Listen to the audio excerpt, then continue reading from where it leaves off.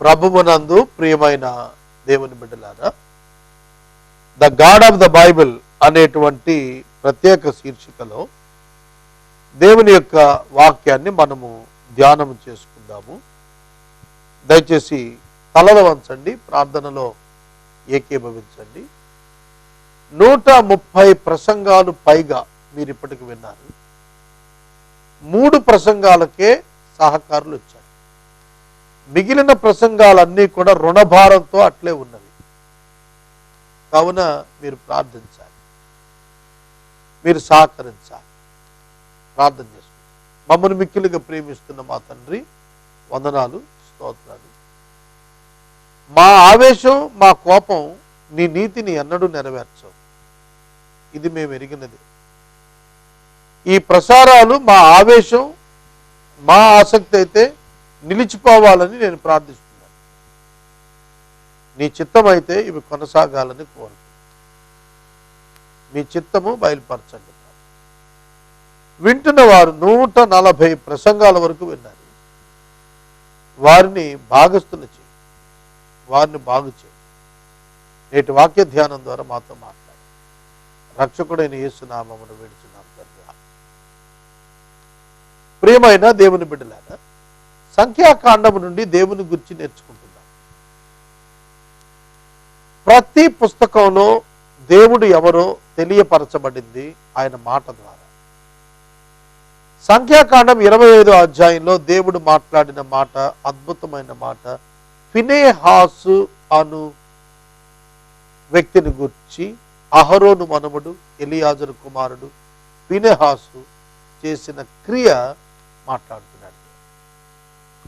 నేను ఓర్వలేని దానిని తాను ఓర్వలేకపోవుట వలన ఇశ్రాయేలీయుల మీద నుండి నా కోపాన్ని మళ్లించాడు. గనుక నేను ఓర్వలేక ఉండియు ఇశ్రాయేలీయులను నశింపచేయలేదు. కాబట్టి నీవు అతనితో ఇట్లనము, అతనితో నా నిబంధన సమాధాన నిబంధన చేస్తున్నాను. అది నిత్యమైన యాజక నిబంధనగా అతని సంతానానికి ఉండును. ఎనగా అతడు తన దేవుని విషయమందు ఆసక్తి గలవాడై ఇశ్రాయేలీయుల నిమిత్తము ప్రాయశ్చిత్తము చేసెను. నేను చదివాను, మీరు విన్నారు కదా. అహరోను యొక్క కుమారుడు ఎలియాజరు, ఎలియాజరు కుమారుడు ఫీనెహాసు. ఫీనెహాసు ఏం చేశాడు? దేవుడు ఓర్వలేని దానిని తానును ఓర్వలేకపోయాడు. దేవుడి ఉగ్రత ఆగునట్లుగా తన ఉగ్రత చూపాడు. జాగ్రత్తగా. ఎవరు మన దేవుడు? మన దేవుడు తన మాటను మీరిన వారి జీవితాలను చూచినప్పుడు ఓర్వలేనివాడు. మళ్ళీ మళ్ళీ మళ్ళీ చెబుతున్నాను, జాగ్రత్తగా వినాలి. It is the lesson from old testament. పాత నిబంధన పాఠంలోనిది మనం చదివాము. అక్కడ తాను ఓర్వలేకపోతున్నాను అన్నాడు. దేన్ని చూసి ఓర్వలేకపోతున్నాను అన్నాడు? ఇశ్రాయేలీయులు వ్యభిచారం చేస్తున్నారు, దానిని చూచి దేవుడు ఓర్వలేకపోతున్నాను అన్నాడు. ఇశ్రాయేలీయులు విగ్రహారాధనకి వెళ్ళిపోయారు, దానిని చూచి నేను ఓర్వలేకపోతున్నాను అన్నాడు. మరి అదే దేవుడు ఇవాళ ఉన్నాడు, ఇవాళ ఓర్వగలుగుతున్నాడు ఏమిటి? నా మాట జాగ్రత్తగా, కొంచెం కాంప్లికేటెడ్ సబ్జెక్ట్, జాగ్రత్తగా. ఆ రోజున నేను ఓర్వలేకపోతున్నాను అన్నాడు, మరి ఇప్పుడు ఎందుకు వచ్చుకుంటున్నాడు? This period, New Testament time period, is the time of the grace. కృపాకాలము. యేసుక్రీస్తు ప్రభువు మానవ పాపం కొరకు మరణించిన కారణం చేత పెంతెకొస్తు పండుగ దినాన ఆవిర్భవించినటువంటి సంఘము ప్రారంభము, క్రీస్తు వారి యొక్క ఆకాశ మధ్యమానికి వచ్చు 2వ రాకడ దినం వరకు ఎందరు మనుషులైతే ఉన్నారో వారందరి యొక్క పీరియడ్లో దేవుడు వారి రక్షణ కొరకు తాను పాత నిబంధనలో విధించినట్లు శిక్షలు విధించకుండా ఆగినాడు. ఎందుకంటే క్రీస్తును చూచి, క్రీస్తు శిలువను చూచి, క్రీస్తు యొక్క ప్రాయశ్చిత్తాన్ని చూచి ఆగాడు. ఓల్డ్ టెస్ట్మెంట్ లో ఫినెహాసు చేసిన ప్రాయశ్చిత్తాన్ని చూచి తెగులట్లు ఆపాడు. క్రీస్తు చేసిన ప్రాయశ్చిత్తాన్ని చూచి దేవుడు ఈ కృపాకాలంలో ఈ శిక్షలు ఆప్ చేశాడు. ఈ శిక్షను ఆప్ చేశాడు. కథ అని చెప్పి శిక్ష లేకుండా చేయలేదు. జడ్జిమెంట్ లో ఇవన్నీ కన్సిడరేషన్ లో తీసుకుని అగ్నిగుండాన్ని పంపిస్తాడు పాపం చేసిన వాడు. కాబట్టి చూడే, ఇవాళ మనము ఒక ప్రత్యేకమైన పీరియడ్ లో ఉన్నాం. అది కృపాకాలము. అది కృపాకాలము. స్నేహితులారా, మనం కృపాకాలంలో ఉన్నాము కాబట్టి ఇంత కరప్షన్ జరుగుతున్నా God is silent and they are living on the earth comfortable. నరాచలు చేస్తున్నారు, సక్సెస్ఫుల్గా ఉంటున్నారు. టెర్రరిజం చేస్తున్నారు, చక్కగా అనుభవిస్తున్నారు లోకాన్ని. దొంగతనం చేస్తున్నాడు, హాయిగా ఉంటున్నాడు. వ్యభిచారం చేస్తున్నాడు, అద్భుతంగా ఉంటున్నాడు. వై? ఎందుకో? It is the grace period. ఇది కృపాకాలం. వీరు ఇంకా రక్షించబడతారేమో అని దేవుడు తన కృపను, క్షమాపణను విస్తరింపజేస్తున్నాడు. ఎప్పటి వరకు చేస్తాడో తెలుసా? ఈ తత్వం ఎప్పటి వరకు అక్కడ కంటిన్యూ చేస్తాడంటే, ఆయన ఆకాశ మధ్యమానికి దిగొస్తాడు చూశారు, ఆ క్షణం వరకే. ఆ తర్వాత మళ్ళీ మామూలు. ఆయన మాటకు వ్యతిరేకంగా వెళ్ళిన వారిని అణిచేయటం సాధారణ. సహోదరుడా, సహోదరి, ఏం జరిగిందనగా, ఇశ్రాయేలు జనాంగము ప్రయాణమై వెళుతూ ఉండగా బిలాము స్టోరీ కంప్లీట్ అయిపోయిన తర్వాత వారు షిత్తీములో దిగిరి. ఇశ్రాయేలీయులు షిత్తీము అను స్థలములో దిగి మోయాబు స్త్రీలతో వ్యభిచారము చేస్తున్నారు. ఇక్కడ ఇశ్రాయేలీయులకు అట్రాక్షన్ ఏంటంటే ఫారిన్ లేడీస్, ఫారిన్ ఉమెన్, విదేశీ వనిత అట్రాక్ట్ అయ్యారు. వాళ్ళు మిద్యానీయులకు కట్టు లేదు. వాళ్ళు అట్రాక్ట్ అయిన వీళ్లను విగ్రహారాధనలో దింపారు, వారితో వ్యభిచారం మొదలుపెట్టారు. కానీ ఇశ్రాయేలీయులకు ధర్మశాస్త్రం ఉంది, దేవుని కట్టడం ఉన్నది, దేవుని సన్నిధి ఉన్నది. They should not do adultery. వ్యభిచారం చేయకూడదని ఆజ్ఞ మోషే భక్తులు అప్పటికే ఇచ్చేశారు. కాబట్టి దేవుని ఎరిగిన వారు, దేవుని చేత విశేషముగా ఎరుగబడినటువంటి వీరు వ్యభిచారం ఎట్లా చేస్తారండి? దేవుని ఉగ్రత వారి మీద రగులుకుంది. వారు ఇశ్రాయేలు బయల్పయోరుతో కలుసుకున్నారట. దేవతది, మిద్యాను దేవత. యెహోవా కోపం వారి మీదకి వచ్చేసింది. విగ్రహారాధన ఈవెన్ టుడే, ఇవాళ కూడాను క్రిస్టియన్స్ ఉన్నాడు. విశ్వసించిన వాడు చేయకూడదు. విశ్వసించిన వాడు విగ్రహారాధన చేసుకున్నా ఒకటే, మాన్నా ఒకటి. ఎందుకంటే విశ్వసింపని కారణంగా నరకానికి వెళ్తాడు. కానీ విశ్వసించిన వాడు మాత్రం విగ్రహారాధన చేయకూడదు. It is compulsory. క్రిస్టియానిటీలో ఖచ్చితం ఏంటంటే దేవుడొక్కడే, ఆయన యేసుక్రీస్తే, విగ్రహారాధన చేయకూడదు. రక్షించబడిన వాడి సంగతి, who baptise in the name of Jesus, they should not worship the idols. మిగతా వాళ్ళను క్వశ్చనే లేదు, వాళ్ళు ఇష్టం వచ్చిన చేసుకోవచ్చు. అప్పుడు మోషేతో యెహోవా అన్నాడు, నీ ప్రజల అధిపతులను తోడుకొని యెహోవా సన్నిధిని సూర్యునికి ఎదురుగా వారిని ఉరిది, యెహోవా కోపాగ్ని ఇశ్రాయేలు మీద తొలగిపోతుందని చెప్పాడు. కాబట్టి మోషే ఇశ్రాయేలు న్యాయాధిపతులను పిలిపించి, మీలో ప్రతివాడు బయలుపేరుతో కలుసుకున్న ప్రతి తన వంశాల్లో వారిని చంపించేయండి అని చెప్పి, మోషే కన్నుల ఎదుట ప్రత్యక్ష గుడారం యొక్క ద్వారం వద్ద ఏడ్చుచూ ఉండిన ఇశ్రాయేలు సర్వసమాజం యొక్క కన్నుల ఎదుట ఇశ్రాయేలీయుల్లో ఒకడు తన సహోదరుల యొద్దకు మిద్యాను స్త్రీని తోడుకుని వచ్చాడు. వాడి పేరు జిమ్రి. ఆ అమ్మాయి పేరు కొజ్బీ జిమ్రి. ఈ జిమ్రి షిమ్యోనీయులలో సాలు కుమారుడు, ప్రధాన కుమారుడు. అసలు ప్రాబ్లం ఏంటంటే ఇవాళ కూడా పెద్ద పెద్ద వాళ్ళ పిల్లలే తప్పులు చేస్తాం. రిలీజియస్ లీడర్స్ యొక్క పిల్లలు, పొలిటికల్ లీడర్స్ యొక్క పిల్లలు, రిచ్ పీపుల్ యొక్క పిల్లలు, రెస్పాన్సిబుల్ ఆఫీసర్స్ యొక్క పిల్లలు.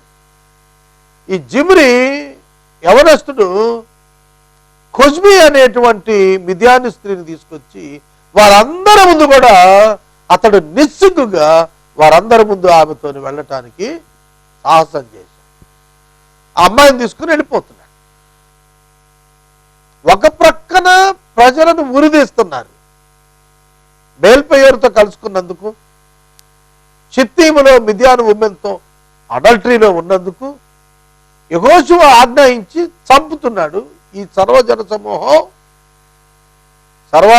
సమూహం దేవాలయం యొక్క ప్రత్యక్ష గుడారం యొక్క గుడారం దగ్గరికి వచ్చి జనం ఏడుస్తుంటే, మరణిస్తున్న వారి గురించి ఏడ్చి మొరపెడుతుంటే,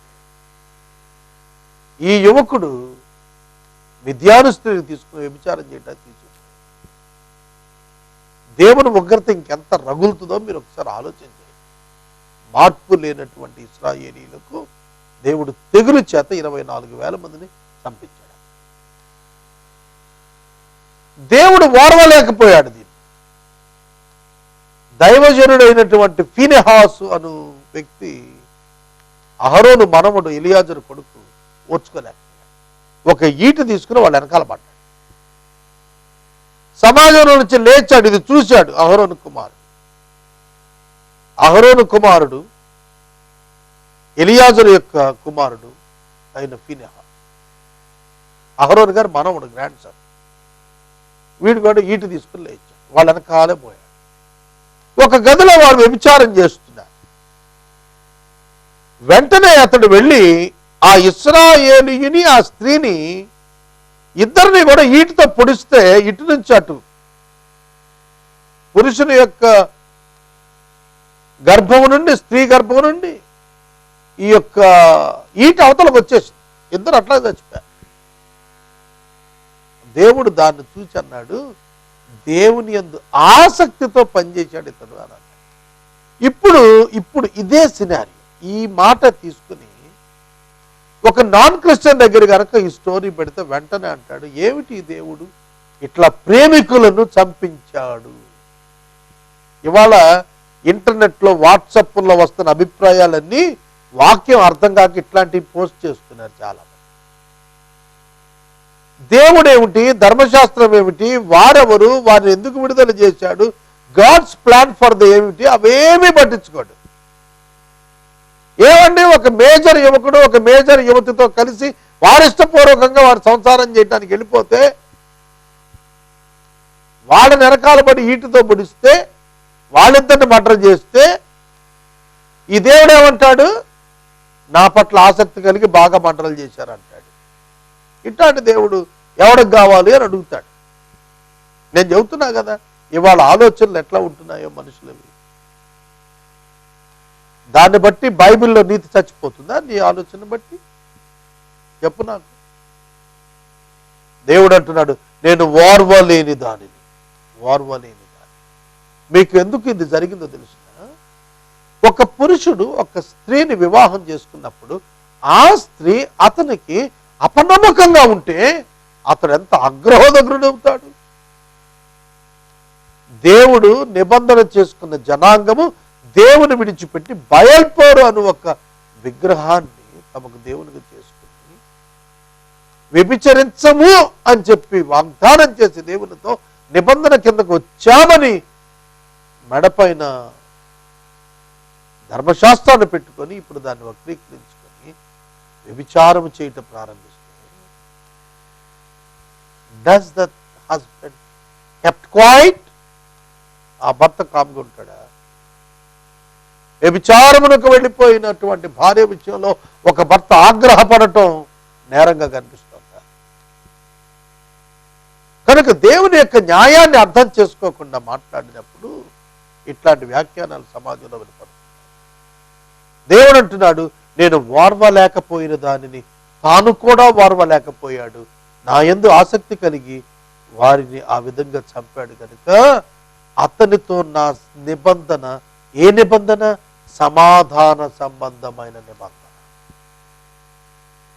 ఉట్టి నిబంధన కాదు, సమాధాన నిబంధన నేను స్థిరపరుస్తున్నాను అతనితో. అతని సంతానంలో నుండే శాశ్వత కాలం యేసుక్రీస్తు ప్రధాన యాజకుడు వచ్చే వరకు అతని కుమారులలో నుండే ప్రధాన యాజకుల వంశం వస్తుంది. అబియా తరగతిలో అహరోను క్రమం చొప్పున తరగతిలో పుట్టిన జకరియాను ఒకడు అని రాసింది లూకా సువార్తలో. ఈ జకరియా ఈ ఫినెహాసు యొక్క వంశంలో నుండి వచ్చినవాడు. 39 మంది రాజులు పరిపాలించారు ఇజ్రాయేలు యూదా వారిని. వారి కాలములలో జరిగినటువంటి ఆరాధనలలో ప్రధాన యాజకుడిగా ప్రతి సంవత్సరం ప్రజల పక్షంగా ప్రతినిధిగా నిలబడిన ప్రతి ప్రధాన యాజకుడు ఫీనెహాసు గర్భం నుండి వచ్చింది. ఎందుకు? ప్రాయశ్చిత్తము చేసిన వాడా, పాపమును పరిహరించి ప్రాయశ్చిత్తం చేశాడు. అంతే, దేవుడు తెగులాపేశాడు. అప్పటికే 24,000 మంది చచ్చిపోయారు. ప్రియమైన ప్రజలారా, తెలుసుకోండి, దేవుని యొక్క ఉగ్రత పాపముపై మండుతుంది, పాపులపై కాదు. పాపముపై మండి పాపానికి శిక్ష ఓల్డ్ టెస్ట్మెంట్ లో డైరెక్ట్ గా స్పాంటేనియస్ గా దేవుడు విధించిన సందర్భాలు ఉన్నాయి. ఇప్పుడు పీరియడ్ వేరు. మళ్ళా చెబుతున్నాను నేను, ఇది కృపాకాలం అంటారు. క్రీస్తు ప్రభు శిలువలో మరణించటం ద్వారా ఒక పర్టికులర్ సమూహం అనగా సంఘము అన తను వధువు వచ్చున్నట్లుగా పెంతెకొస్తు పండుగ నాడు మొదలుకొని క్రీస్తు 2వ రాకడలో ఆకాశ మధ్యమానికి ఆయన దిగి వచ్చే వరకున్న సమయంలో ఎవరు తన కుమారుడిని క్రీస్తునందు విశ్వాసం ఉంచుతారో వారు దేవుని పిల్లలగుటకును క్రీస్తుకు వధువు అగుటకును దేవుడు నిర్ణయించి ఉన్నాడు కనుక, దేవుడు ఏర్పరచుకొని ఉన్నాడు కనుక దేవుడు కృపాకాలాన్ని ప్రవేశపెట్టాడు. ఆ కృపాకాలంలో పాపము విస్తరించిన చోట కృప అధికంగా విస్తరిస్తోంది. ఎందుకంటే మనుషులు మారు మనసు పొందినట్లుగా రక్షణ పొందినట్లుగా వారి పాపమునకు శిక్ష వెంటనే విధించక ప్రభువు కనికరముతో ఉపేక్షిస్తున్నాడు. దేవుని యొక్క కనికరము మిమ్మల్ని మారు మనసు పొందుటకు ప్రేరేపిస్తూ ఉన్నది. దేవుని కనికరము మీరు మారు మనసు పొందేటట్లుగా మిమ్మల్ని ప్రేరేపిస్తోంది. ఈ సత్యాన్ని మీరు గుర్తెరగాలి. సహోదరుడా, సహోదరి, మిద్యానీయులు మోసపూరితముగా తంత్రము చేత బాధకులుగా తయారయ్యారు ఇశ్రాయేలీయులకి. కనుక ఈ మిద్యానీయులు, అమాలేకీయులు, అమోరీయులు, మోయాబీయులు, these all are nearly relatives. ఇశ్రాయేలీలకి వీళ్ళందరి దగ్గర బంధువులే. చెబుతానేనండి జాగ్రత్తగా. అబ్రహాము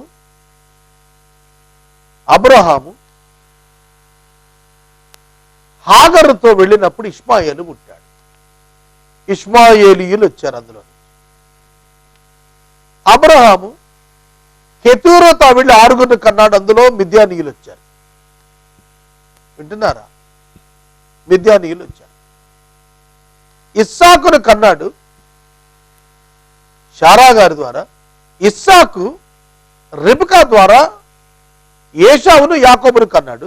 ఏశావు ద్వారా ఎదోమీయులు వచ్చారు. యాకోబు ద్వారా ఇజ్రాయేలీయులు వచ్చారు. వింటున్నారా? మిద్యానీయులు, ఇష్మాయేలీయులు, అలాగే ఎదోమీయులు, వీళ్ళంతా రిలేటివ్సే, బ్రదర్స్ సన్. అలాగే అబ్రహాం యొక్క సోదరుడు యొక్క కుమారుడైన లోతు యొక్క కుమార్తెలు మోయాబీలను, అమోనీయులను కన్నారు. వాళ్ళు రిలేటివ్సే. ఇశ్రాయేలీయులకు నియర్ రిలేటివ్సే వీళ్ళంతా. ఇష్మాయేలీయులు కానివ్వండి, ఎదోమీయులు కానివ్వండి, మోయాబీయులు కానివ్వండి, అమోనీయులు కానివ్వండి, మిద్యానీయులు కానివ్వండి, అంతా కూడా దగ్గర బంధువులే. కానీ దేవుని ఎరుగని వారు, కానీ విగ్రహారాధికులు, దేవుని ఎరుగని జనాంగము, దేవునితో సంబంధము లేనివారు, అబ్రహాము యొక్క నిబంధనతో భాగము లేని వారు వీరందరూ. గుర్తుపెట్టుకోండి. దేవుడు అబ్రహామునకు వాగ్దానం చేసినప్పుడు ఇస్సాకు ద్వారానే చేశాడు గనుక ఇశ్రాయేలీల వరకే ఆయన యొక్క నిబంధన పరిమితమై వచ్చింది. అబ్రహామును బట్టని మాట్లాడితే గనుక ఇష్మాయేలీయులకు రావాలి, ఎదోమీయులకు రావాలి, ఇంకా తెరహు యొక్క అంటే అబ్రహాము గారి తండ్రి యొక్క సంతానానికి వెళితే అమోనీయులకు మోయాబీయులకు రావాలి. కానీ రాలేదే. అక్షర భాగ్యము నిబంధన భాగ్యము ఇశ్రాయేలీలకే ఎలా వచ్చినది? అదే దైవ ప్రణాళిక. క్రీస్తు ద్వారా లోక వంశములన్నీ కూడా ఆశీర్వదించబడటానికే దేవుడు అబ్రహామును ఎన్నిక చేసుకున్నాడు. That was the fact in the Bible. ఇవాళ ఇవేమి తెలుసుకోకుండా ఏది పడితే అది దేవుని గురించి బైబిల్ గురించి వ్యాఖ్యానం చేస్తారు. బైబిల్ అంతా బూతులను రాస్తున్నారు ఎంతో మంది సోషల్ మీడియాలో. క్రైస్తవులు ఎవరు వాటికి జవాబు ఇవ్వటం లేదు. నేను ఒకరికి జవాబు ఇవ్వడానికి ట్రై చేశాను, కానీ కమ్యూనికేట్ కాలా. నేను ట్రై చేశాను, లిటరల్గా అక్షరం ద్వారా ప్రయత్నం చేశాను, కానీ అక్షరం ద్వారా సంపూర్ణం కాలా. ఆయనకి నేను అభ్యర్థించాను, to me otherwise you please invite me, I will come and explain. నేను చెబుతాను దీన్ని ఎట్లా అర్థం చేసుకోవాలి స్క్రిప్చర్ అనేది నేను చెబుతాను. దయచేసి నేను నీ ఇంటికి రావటానికి అనుమతించు, లేదా నా ఇంటికి రా, భోజనం పెట్టి మరీ చూద్దాను. But don't misunderstand the scripture and నీవెన్నడూ దీన్ని డైవర్ట్ చేసి రాయొద్దని అభ్యర్థించాను. కానీ ఆయన ఆగలేదు, ఆయన కంటిన్యూ చేస్తాడు. దాన్ని నాకు అభ్యంతరం లేదు. సోదరుడా సోదరి, you must understand the God's justice. You must understand the character of God and the holiness of God. దేవుని యొక్క పరిశుద్ధతను న్యాయాన్ని నువ్వు గుర్తెరగకపోతే you can't understand the Bible. Bible నీకు అర్థం కాదు. బైబిల్ని దేవుని యొక్క దర్శనంతో చూడకపోతే, దృశ్యంతో చూడకపోతే, దర్పణంతో చూడకపోతే, నీవున్న నీ కాంటెంపరీ కండిషన్స్తో ఆనాటి సిచ్యుయేషన్ నువ్వు జడ్జి చేస్తే you will go in fault. నువ్వు తప్పిదంలో పడిపోతావు, గుర్తుపెట్టు.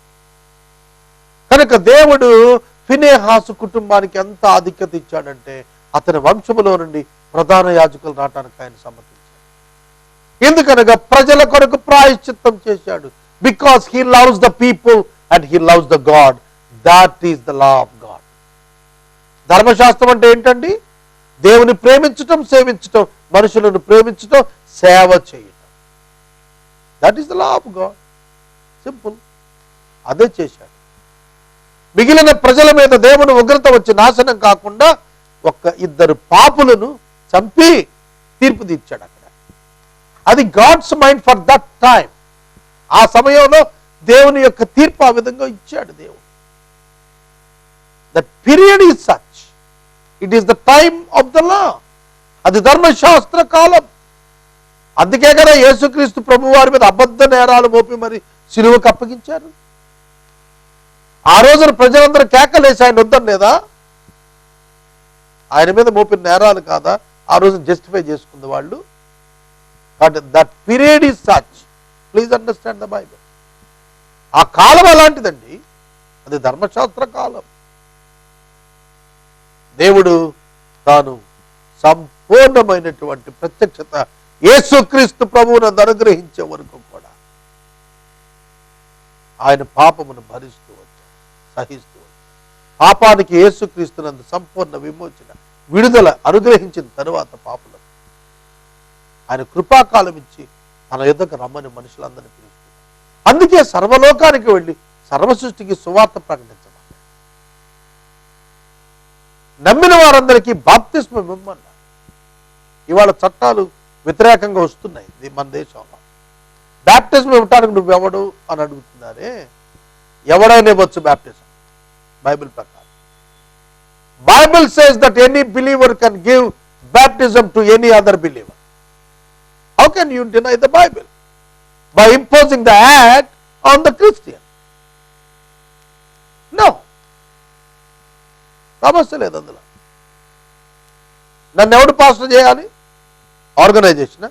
నో నీడ్, అవసరం లేదు. అర్థమవుతున్నదా ప్రియమైన దేవుని బిడ్డలారా? అందుకనే ఆ రోజే అపోస్తలుడైన పేతురు గారు పబ్లిక్ లో రోమన్ గవర్నమెంట్ క్వశ్చన్ చేశాడు, మీ మాట వినాలా దేవుని మాట వినాలా?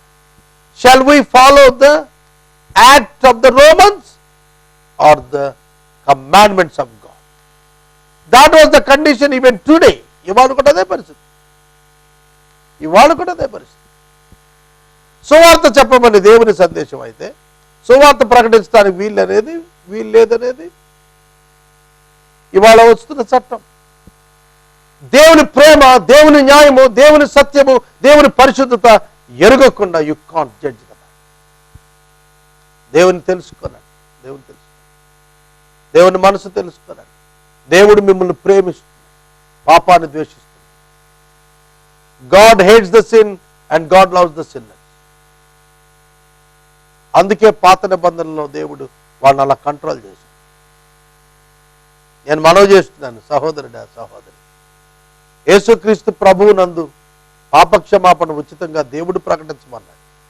It's not from the minds of the Christians to establish the Christian world. క్రైస్తవ ప్రపంచం ఎప్పటికీ రాదు. నేను చెబుతున్నాను, క్రైస్తవుడికి చివరగా మిగిలేది శ్రమలే. క్రీస్తు రాజ్యం వస్తుంది, 1000 ఏళ్ల పాలన వస్తుంది ప్రపంచంలో. బైబిల్ చెబుతోంది బోధ అది. దాన్ని అర్థం చేసుకోకుండా క్రైస్తవునికి వ్యతిరేకంగా ఆలోచన చేస్తున్న వారు అత్యధికమవుతున్న ఈ దినాల్లో we all should pray that they should understand our God. ప్రార్థన. మమ్మల్ని మిక్కిలిగా ప్రేమిస్తున్న మా ప్రియ తండ్రి, మీకు వందనాలు. ప్రకటించబడుతున్నటువంటి వాక్యము ప్రజలను ఆలోచింపచేసేదిగా చేయండి. మిమ్మల్ని తెలుసుకుంటూ నేర్పండి. యేసు నామమున వేడుచున్నాం తండ్రి. తండ్రి అయిన దేవుని ప్రేమ, కుమారుని యేసయ్య కృప, పరిశుద్ధాత్మని యొక్క అన్యోన్య సహవాసం సదా మనకు తోడైండును గాక.